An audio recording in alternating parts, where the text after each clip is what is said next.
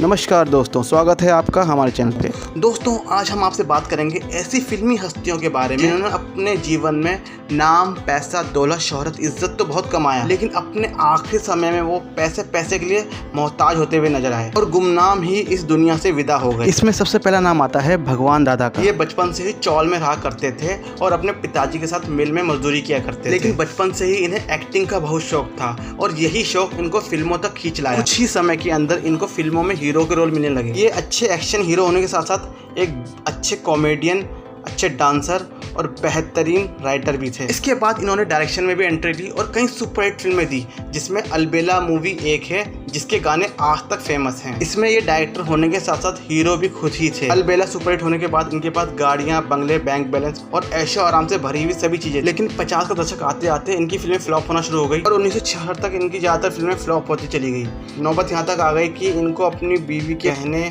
गाड़ी, बंगला सब कुछ बेचना पड़ा और वापस उसी चौल में जाना पड़ा जहाँ से ये आए थे, और उसी चौल में आर्थिक तंगी में इनकी मृत्यु भी हो गई। इनके बाद दूसरा नाम आता है भारत भूषण, जो 1940 के टॉप के स्टार्स में से एक थे। इन्होंने सावन, बैजू बावरा, मिर्जा गालिब और जहां आरा जैसी सुपरहिट फिल्में दी थी। एक समय ऐसा था जब सभी टॉप डायरेक्टर्स इन्हें अपनी फिल्मों में लेना चाहते थे। अधिकतर शहरों में इनके बंगले थे और इनके पास सभी लग्जरी गाड़ियां थी। अपने भाई के कहने पर इन्होंने कुछ फिल्मों को प्रोड्यूस करना शुरू किया, जिनमें बरसात की रात और बसंत बहार सुपरहिट फिल्में थी। इसके बाद इन्होंने एक के बाद एक कई फिल्में प्रोड्यूस की, लेकिन कोई फिल्म भी नहीं चली। हालत ये हो गई कि फिल्मों में इन्हें इतना घाटा हो गया कि इनके गाड़ी और बंगले बिक गए और इनको फिल्मों में छोटे छोटे रोल करने पड़े।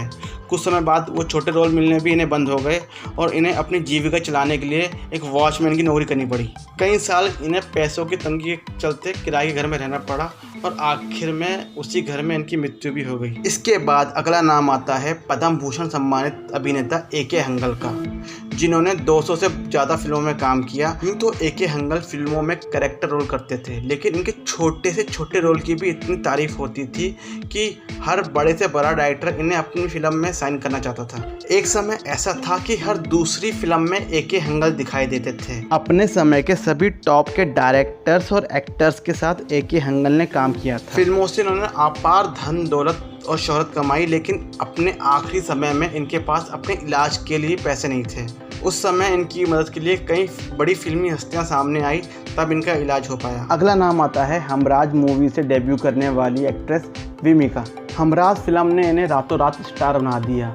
इसके बाद इन्होंने कई सारी फिल्मों में काम किया। लग्जरी गाड़ियों में ट्रैवल करना और बड़े होटलों में स्टे करना इनकी लाइफ स्टाइल का एक हिस्सा था। विमी के पास ऐशो आराम से भरी पूरी ज़िंदगी थी, लेकिन धीरे धीरे उन्हें फिल्में मिलना बंद हो गई। इसके बाद उनके पति ने भी उन्हें छोड़ दिया और वे डिप्रेशन में आ गई और उन्होंने शराब को ही अपना सहारा बना दिया। अत्यधिक शराब पीने और पैसे की आर्थिक तंगी से उनका स्वास्थ्य और बिगड़ता गया और मात्र 34 साल की उम्र में ही एक सरकारी हॉस्पिटल में उनका देहांत हो गया। विमी के 2 बच्चे भी थे, लेकिन उन्हें हॉस्पिटल में कोई लेने नहीं आया।